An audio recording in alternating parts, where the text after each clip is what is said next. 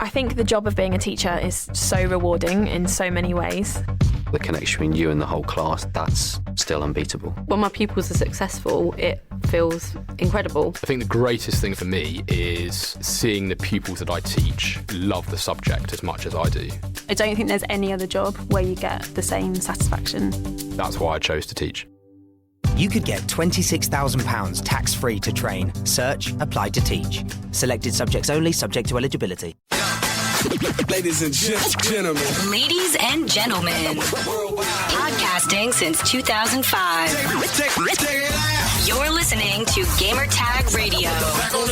With your host, podcaster Hall of Famer Danny Pena, the always opinionated Paris Lilly, and from outside of the norm, Peter Toledo. This is Gamertag Radio. Here we go.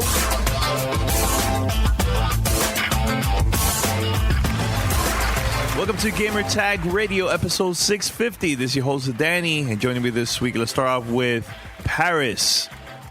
Good morning, Danny. How are you? Good, man. How's everything, man? It's good, man. It's been. I'm still sick. I'm getting over it. Think I'm at the end part of it, but everything's good, man. Had a good gaming weekend. A lot of people have been talking about our last episode, man. All about Scorpio. Great feedback. So, shout out to all the listeners out there that have been hitting us up. And also joining us, too, is Pete in the house. What up? Pete? What's going on, man? How's everything, man? Doing all right. A little disappointed in last night's UFC event. But not here to talk about UFC. We're here to talk about video games. So let's jump into this. Yeah, man. Pete, so I know you also been getting great feedback about our last episode, right? Yeah, I love the way we've started integrating more conversations and community, and I think that's been the one thing that we've always been able to draw upon is listening to and talking to our community, and it's the feedback has been great from people that are proponents of PC and Sony and Microsoft, obviously, and we've had some interesting comments on the Twitters.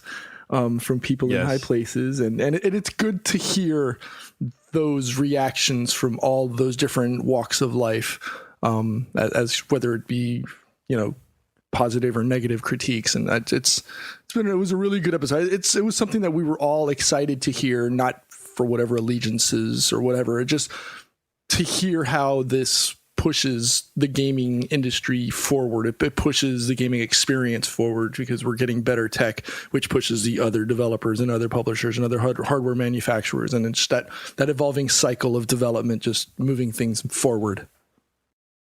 Definitely, man. Totally agree with that, man. All right, so head over to gamertagradio.com or play.it/gamertag. Listen to our past episodes. And you also can find us on iTunes, Stitcher, TuneIn Radio, Spotify, and other podcast directories. Send us your feedback or questions. Give us a call at 786-273-7GTR. Email us at fanmail@gamertagradio.com or leave a message on speakpipe.com/gamertagradio. All right, first thing first, we'd like to give a huge shout out to Eric at Tascam and the whole Tascam team over there. They hooked us up a couple of days ago. They sent us new recorders for us for the podcast. I received the DR100 Mark III. That is a very dope recorder. I've been testing it out now for a couple of days, and I'm loving it, man. And I know Paris and Pete also received recorders from Tascam. Guys, you could break it down which one you have? We got the DR44WL, which is the direct upgrade line from the DR40, which is what I have been using for the past 2 years. Phenomenal. It's about the same weight. It's a little bit larger in size, or a little more square in size. But that's because they were able to pack in a whole bunch of more guts, including Wi-Fi connectivity. Improved interface. They brought back the jog wheel that was there on the 100 that I think Paris used to use, which I'm still trying to get back into getting used to using the jog wheel, kind of reminiscent of the old iPods. because the DR40, they went away from that, and now they're going back to the jog wheel functionality. But overall, it's a solid unit. We've always, as you guys know, we've always been big fans of Tascam. We've been using Tascam for years for whether it's recording on site or recording locally at home for the podcast. And it's just, you got to give it up to him, man. Rock solid equipment. Love it. Definitely, man. Definitely. Paris, anything you want to say about that? No, I mean, I've actually not started using it yet, like I was telling you before, but I'm thankful for Tascam sitting it over. I just got to set it up, and I want to make sure everything works, before I jump into just using it exclusively. But probably by next week, I'll have some thoughts on the recorder and everything. Definitely, man. But shout out to Tascam. All right, so we're going to go straight to fan mail. Fan mail at gamertagradio.com.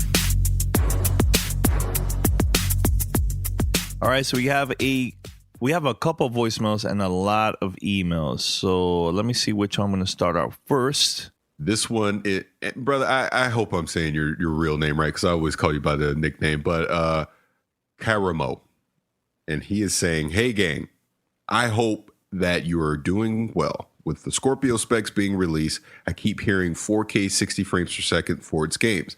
I got a GTX 1080, and those settings aren't even possible on some older games like Crysis 3. So I have a really hard time believing that this new console will deliver 4K 60 frames per second ultra on all games.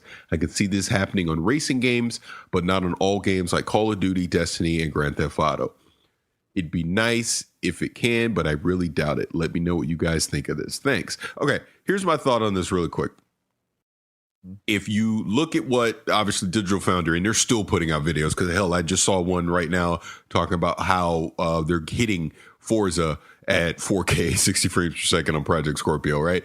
The proof is in the pudding. I mean, we're not going to know 100% until we get to E3 on this, but just the potential and the confidence that Microsoft is showing today by letting someone like Digital Foundry show off Project Scorpio kind of tells me they think they're going to be able to hit this on their first party games. So on a Halo, on a Gears, anything that is coming directly from Microsoft, so that their developers know that Project Scorpio is the only spec that they need to, obviously optimize for.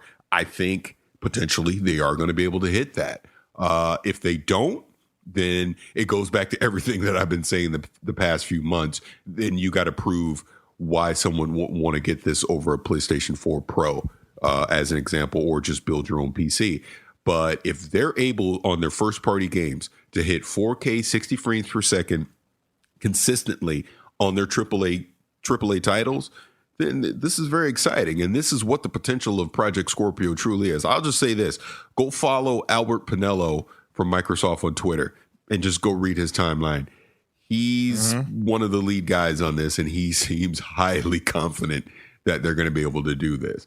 I'm not going to say 100% they will, but E3, look, if they're at E3 not touting 4K 60 frames per second on their like Crackdown 3 and things like that, then I'll be skeptical on it. But so far, what they're doing with Project Scorpio looks very exciting. That's on the last episode I mentioned that they should show third-party games during like the presentation at E3 or even before E3 if they plan to have an event in next month. But they should do that so people could feel like more confident. Like, all right, this is good. Okay, I see myself buying this later this year. But if they're only going to show first-party games, then I think that's not going to be enough, man. In my opinion, if you really want to get everybody's attention. I don't know. I'm still of the belief that they're going to hold off. I think they need to produce a lot more. Like you said, they need to be able to put more physical proof, whether it be in video or digital form or what have you, for their fans and their consumer base. We've seen we've obviously seen the video for Forza. I want to see something else. I want to see another, even if it's another first party game, I want to see more performance on it. So true. I just want to see more proof until, it's something that we could potentially see as a counter towards going PC gaming. All right, so we have another question. This is from Alan. He wants to know if we could discuss about like the potential life of Project Scorpio, whether console gamers should be prepared to buy like the latest and greatest console every 2 or 3 years. He's a little bit worried that this seems like a quick fix for Microsoft, like solution to next gen. Do you think, guys, that this console is going to last a very, very long time, or what? Sure, it's going to last a long time because the Xbox One, the one that you bought in 2013, is going to last a long time. I mean, it's not going away anytime soon. I mean, it came out in 2013. I would realistically say you will still be playing Xbox One games going into 2020. You know what I mean? That's 7 years. That's realistic. Here's the thing. Like he said, he's a sucker for high-end console graphics. So, you know, it remains to be seen if Microsoft and Sony are going to do these mid-gen upgrades next time, if there's going to be a PlayStation 5 Pro or an Xbox 2 4KX or whatever the hell they'll call it, right? If they do, it's choice. No one's going to force you to buy that mid-gen upgrade. You buy it because you want the latest and greatest fidelity, you know, be it, let's just say it's 8K resolution by that point or something like that, right? You're buying it because of that, but you don't have to buy it to play the games, because the games will still work on the console that you buy, you know, at the beginning of that generation. So, you know, like I said, Danny, is like you love to say, is all choice.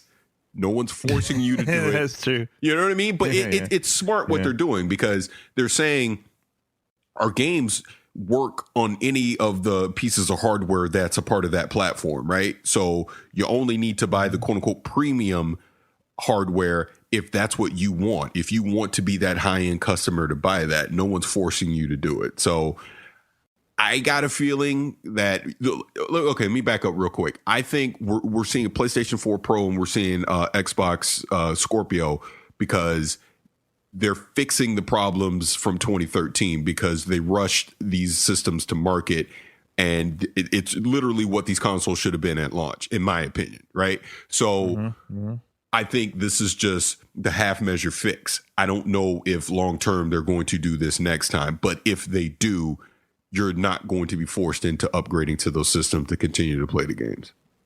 Which I basically just repeated everything I said, but there you go. I'm done. I'll shut up. I'm sick. All right. P, any opinion about that? Are you good? Considering he's the target demographic for this, if he's got a 4K TV or monitor, then I would recommend the Scorpio, because the jump between, from a power perspective, between here on the Xbox One to the Scorpio is so big. If he was going from a PS4 Pro to an Xbox Scorpio, I'd probably say, you know, maybe hold off, because it's as Ledbetter said on the Digital Foundry video, you're not going to, or one of the Digital Foundry videos, you're not going to see such a diverse jump in performance. If you're going from the base Xbox One all the way up to the Scorpio, then absolutely yes. It's almost like a next gen leap from a power perspective. Whether it's going to be an every 2 or 3 year thing, I don't think so, because I mean, like Paris said, we're 4 years now out, potentially considering it could potentially be a fifth. I mean, from when it was launched, you're talking you're talking a minimum 3 to 5 years for development, sourcing, design, testing. So I don't think we're going to see a new one every 2 to 3 years. Is there a potential for a Scorpio Lite in 2 or 3 years from now? You know, a little a more dense, condensed package. Possibly. I mean, we've seen this from every manufacturer, whether it be Apple or whether it would be, you know, Sony or everybody else. They always go for a slim model. So it's possible. But that's more just to condense the package, you know, as technology improves, because that does that on a 4 to 6 month scale anyways. So it's possible 5 years from now or 2 or 3 years from now, we see a smaller slim edition. It's complete rumor. I mean, we're talking about stuff that hasn't even been hitting market on the regular Scorpio. But it's not like they're going to drastically change the hardware in 2 or 3 years. They may just condense it, but that's my opinion. I think if you are the target demographic, like you said, then yes, I would recommend you buying it.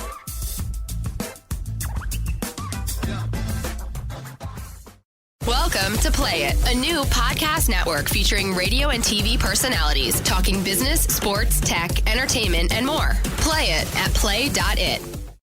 Check it out. You're listening to Gamertag Radio. All right, so this is another email from Chris. He said, I heard you guys discussing about digital games quite a bit lately. I just want to say I agree with more.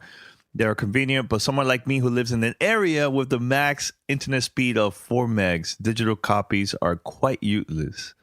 It literally takes 48 hours to download a full game. Thanks for taking the time to read this. Appreciate your opinions and most of all, your podcast. Keep it up, Chris.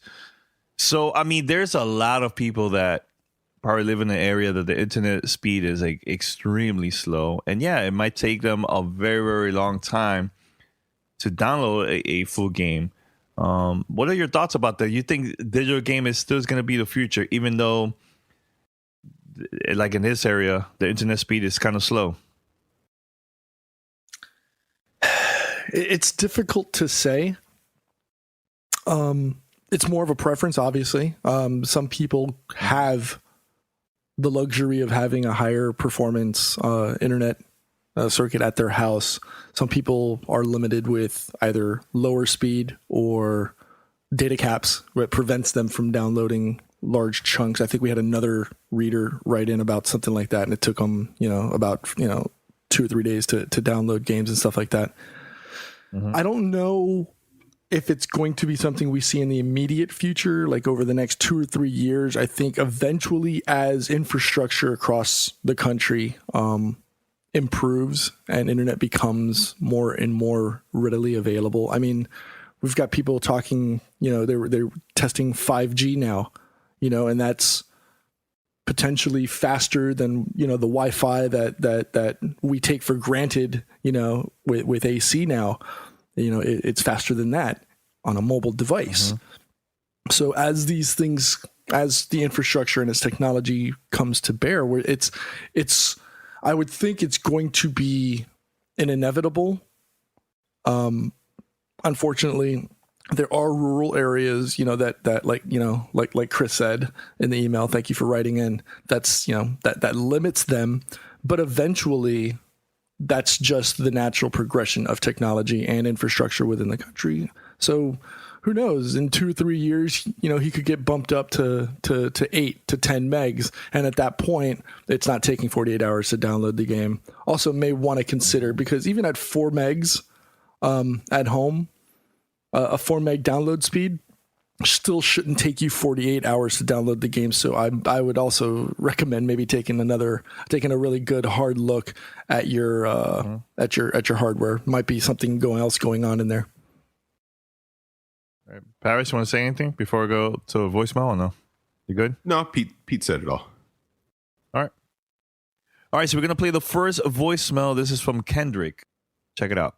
Hi guys, this is Kendrick from St. Louis. I'm just calling to talk about the Xbox reveal. First, I'm gonna say I love the show. Only podcast that I watch every week. I'm just talking about the Xbox reveal. I just think that Microsoft, they kind of like fixed all the problems that they had at the launch. They had DRM, they had the way the console looked, they had the external power supply, and the 900p. I think they fixed the DRM when the console first came out. They fixed the external power supply and the way the console looked with the S, and now they're fixing the 900p problem, versus 1080p with the Scorpio. But I still think that the media, for the most part in general, are biased against them. They always got to put an asterisk, even though when they do everything right, they put an asterisk by their, whatever they do. Like, for example, they're saying, let's see the games. Well, we've seen the games. We've seen Call of Duty. We've seen Destiny 2. All these games are coming to the Xbox Scorpio. If you got a 4K PC, you know what these games, like at least Gears of War 4 and Forza 6, you know what they look like in 4K Ultra. So that's pretty much what they're going to look like in the Scorpio. At least that's what the guy from Digital Foundry said. So why won't we take them at their word? And see, I think now that Xbox has the lead, they keep saying it's all about the games. When E3 first happened, when the consoles first launched, Sony didn't have any games. They had NAC. They had, I don't even remember the other first-person shooter. I can't remember. I don't even remember what it was called when they launched. And then they had a whole bunch of indie games at their E3 conference. Microsoft had 4 exclusive games. Microsoft has always had the games, but they were saying Microsoft was all about TV. They've had more games and exclusives almost every year. This is the first year where, like, Sony has more. You know, so now everybody's talking about, well, Sony has all the games. I'm just saying, I think that's a little bit of misinformation, as if Microsoft doesn't have exclusives all the time. But I was just saying, what do you guys think about that? And also, I just want to say, I think the good name for the new system should be the Xbox One Up. I like that, you know, like one up in something, so the Xbox One Up. But I really think they're just going to call it Xbox One 4K. You know, they did it with the 360, you know, PS3. And it would have been the Xbox 2, so they called it 360. So I think they'll just call this the Xbox 4K, Xbox One 4K. I think that'll be the real name. So, hey, guys, let me know what you think. Thanks. Bye. All right, so Kendrick, man, he sounds a little bit mad. Can I say something? I got to jump in on this. I'm going to be you and cut people off. Yes. Let me say this. Yeah. I appreciate the voicemail. I appreciate everything that he's saying, and I get it. But here, bottom line, why do you care so much? I wouldn't give 2 craps what anyone in the media has to say about how I spend my freaking money. If you want an Xbox and you feel that they have all the games that you want to play, enjoy it. What doesn't matter what I say, Danny says, freaking, I don't know, Greg, it kind of funny. It doesn't matter. If you think anyone's being biased, it's your money. It's your friends. It's the games that you enjoy. Don't let what people say freaking get you upset to the point where you feel like you got to message us and you know and express that. I could give 2 craps what anyone in the media says. I really don't care. I don't care when people get mad at me on Twitter about my opinion of, oh, I play on PlayStation or I do this or I get a PC or whatever. It's your money. It's what you deem as your entertainment. You know what I mean? If Xbox is what you want to do, if that's how you get down, then play on Xbox. Bottom line. Again, you've heard what we've said about Scorpio. I think it's very impressive. It's a fantastic piece of hardware.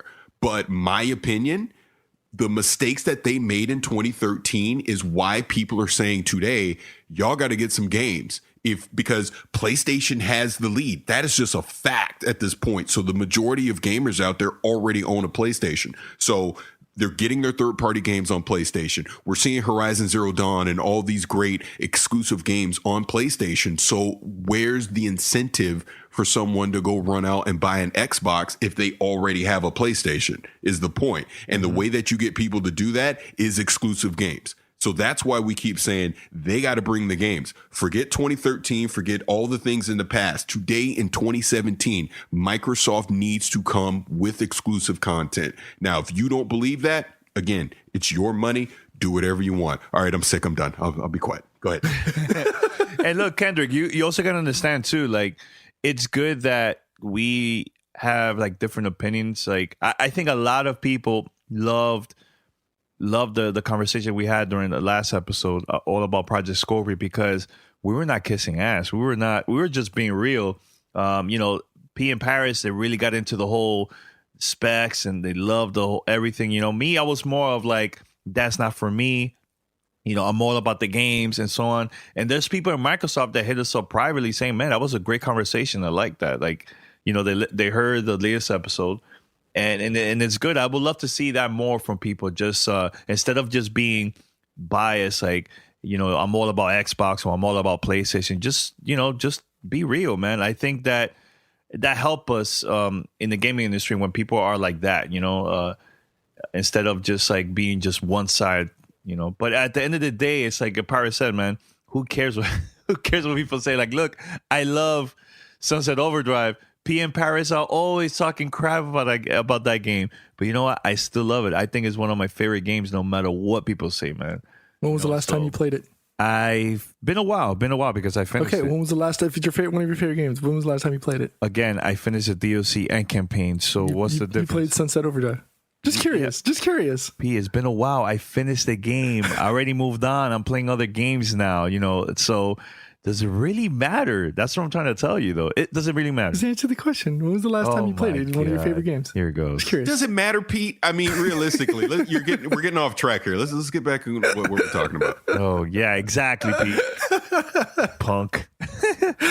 Yeah, I was just teasing you. You know this. Of course. At the end of the day, like Paris says, do you, boo boo? Just, I mean, if you want to ride the Microsoft train, and that's where you go. Yeah, but Pete, hold on a second.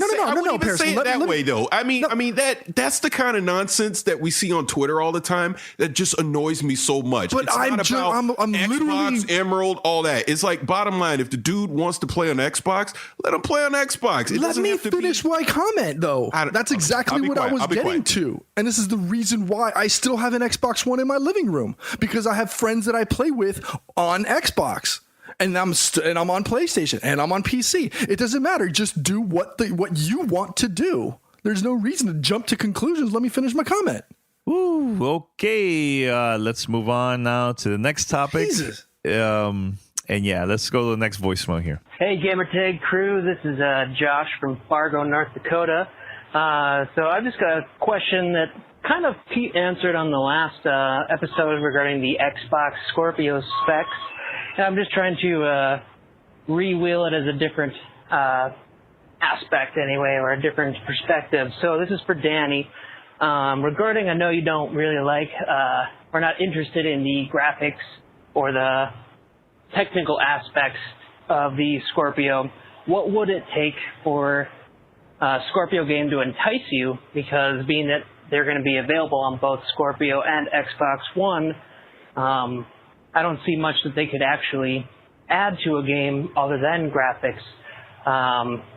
So another good example, too, is like I know with ReCore, you were very upset about the loading times. You seem to like the game otherwise. If the Scorpio can offer, let's say, ReCore, but have the loading times greatly improved, would that be enough for you to purchase a Scorpio? So love to hear your comments. And you guys have a great rest of the day. Keep up what you're doing. First of all, thanks for the voicemail. And I'll tell you this. I think that Microsoft should show stuff like new features that I can't do on my Xbox One S. For example, when they first announced Project Scorpio, they mentioned that this console will support VR. That got my attention big time because, I don't have a PC, and I'm curious about the whole VR stuff, so that probably most likely will make me buy a Project Scorpio. Now, if they have more new features that they announced during E3, during like the press conference and stuff, I'm all the way buying a Scorpio. Show me more than just, this is the most powerful console right now, and specs and the whole 4K. Show me stuff besides that, because if not, then I'll stay with my Xbox One S. But thanks for the question, man. Great question. Hey guys, Joe from San Antonio here. By now, the Scorpio news has probably dropped, and I'm just curious if you think, based off of hardware specs, if I should pick up a Scorpio based off of the idea of using VR and 4K at 60 frames, or if I should look into getting an AMD Ryzen Vega personal build, custom build. I know you guys are NVIDIA fans, Pete and Paris, but I just can't fathom spending that much on that. Sorry. All right, that's what I want to know. Take care. Honestly, it depends on his PC budget, right? And looking around, because I really liked his question, and I started researching to see what it would take to build a comparable PC going with the Ryzen and a Zen combo. I don't know. I mean, unless it's $500 or he's willing to spend just over $500, that's the only way I could think that he'd be able to pull off, a 480, and he may not even be able to get a Ryzen CPU though. He would still have to maybe go on a lower tier CPU like an i3 or something like that. But It's possible. I mean, I don't even know, because there would have to be some slick shopping to be able to meet that $500 price point, if that's what we're looking at for Scorpio. And obviously, Microsoft still hasn't released the price, so it's really hard. And until they make that announcement on price, it's going to be really hard to try to do a comparable PC build. So for the meantime, you may want to check out logicalincrements.com.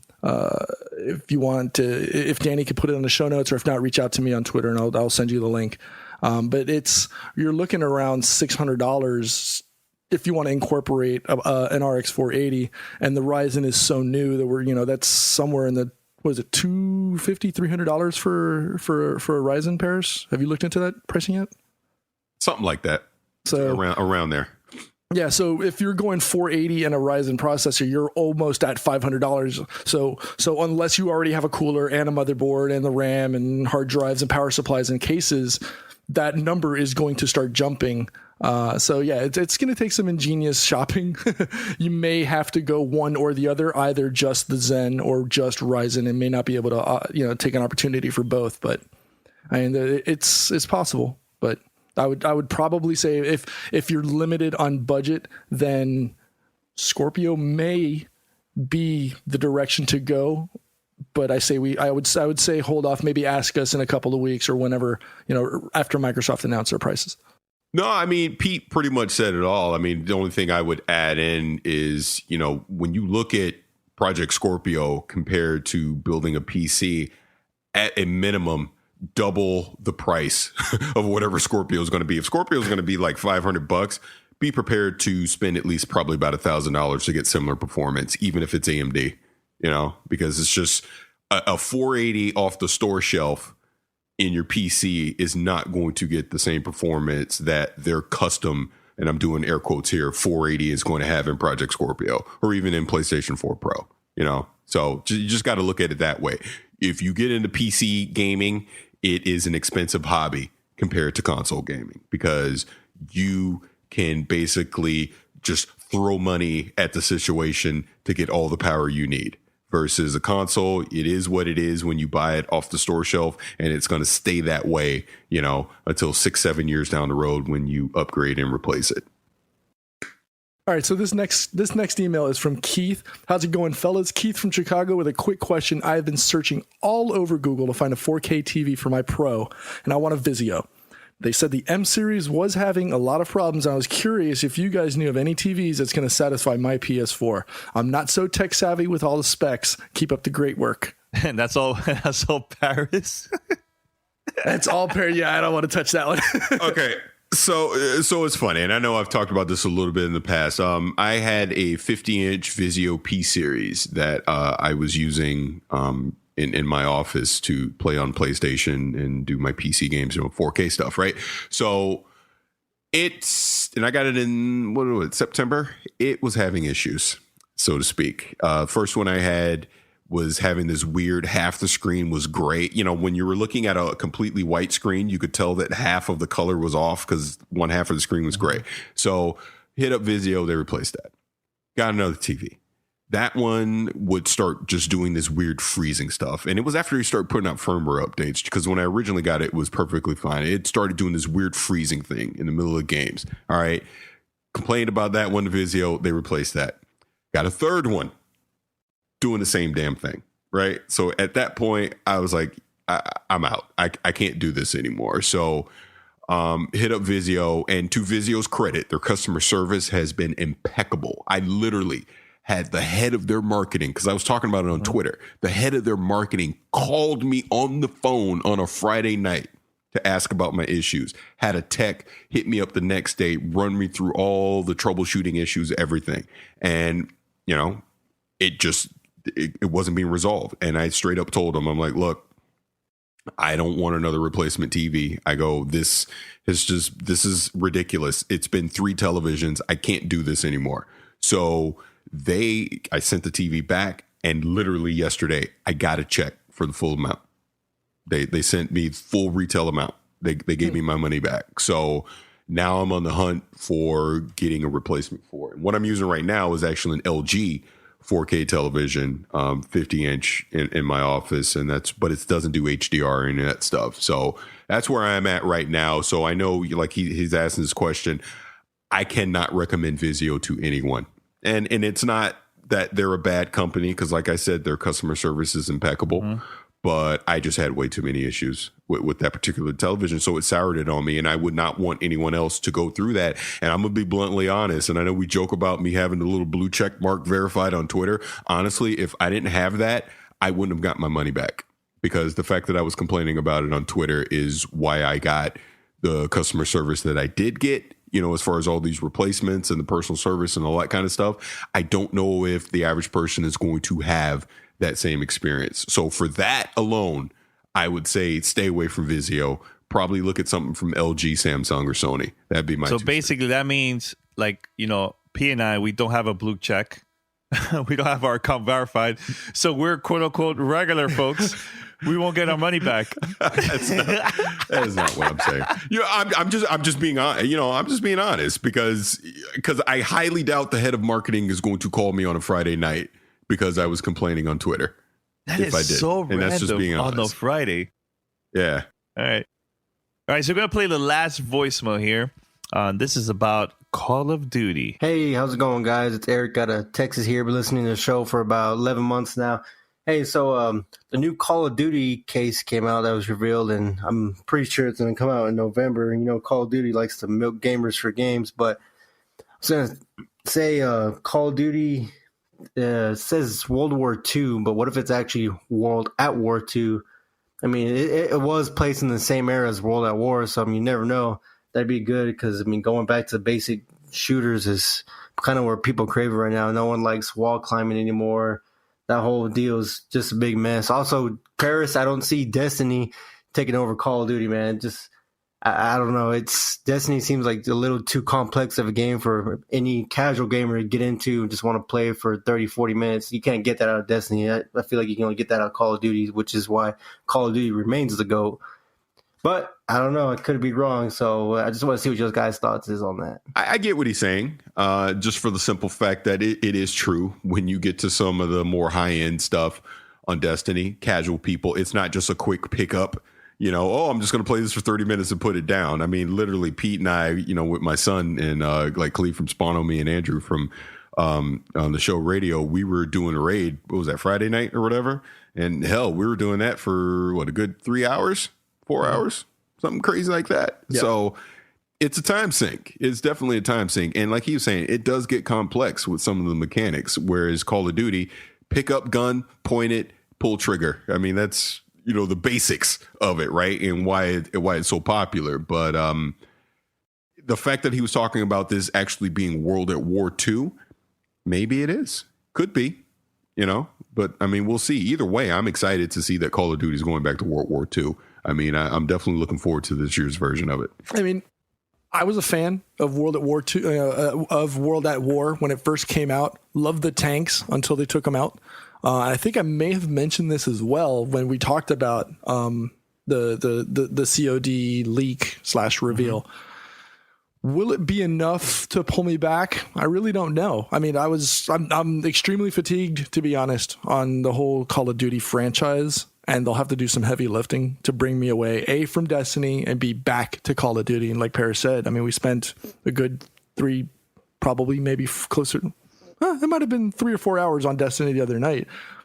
I haven't laughed like that in a long time. I mean, there was times where we all had to stop and there was just tears streaming down the face. I really wish we could have streamed that.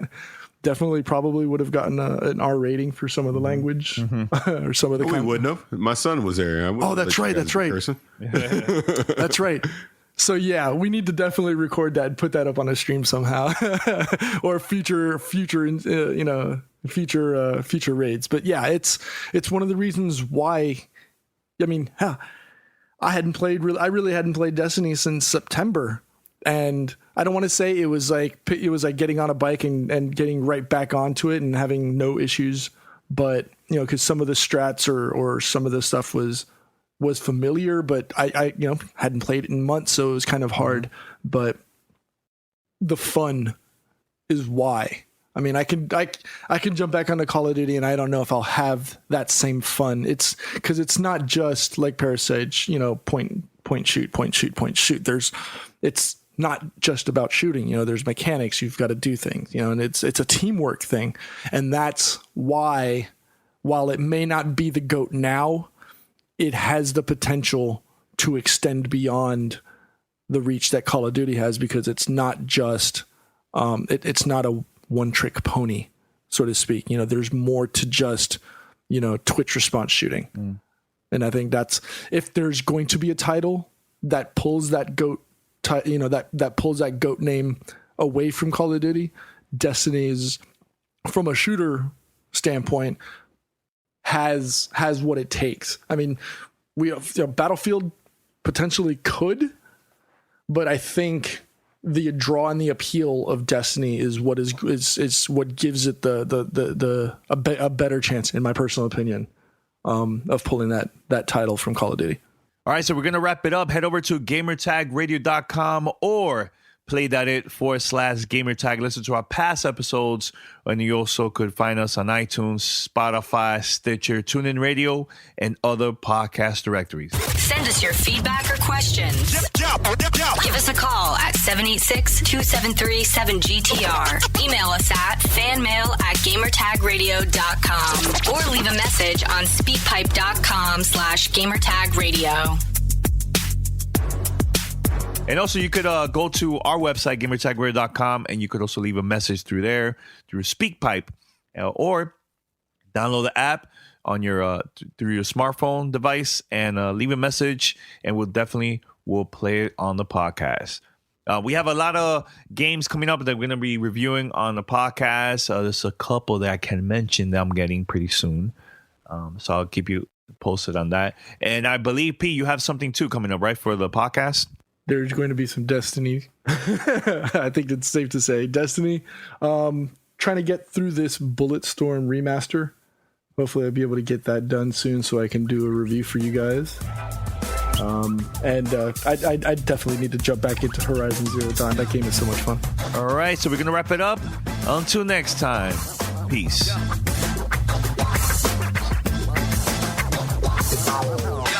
Thanks for listening to Gamertag Radio. Be sure to like us on Facebook and follow us on Twitter.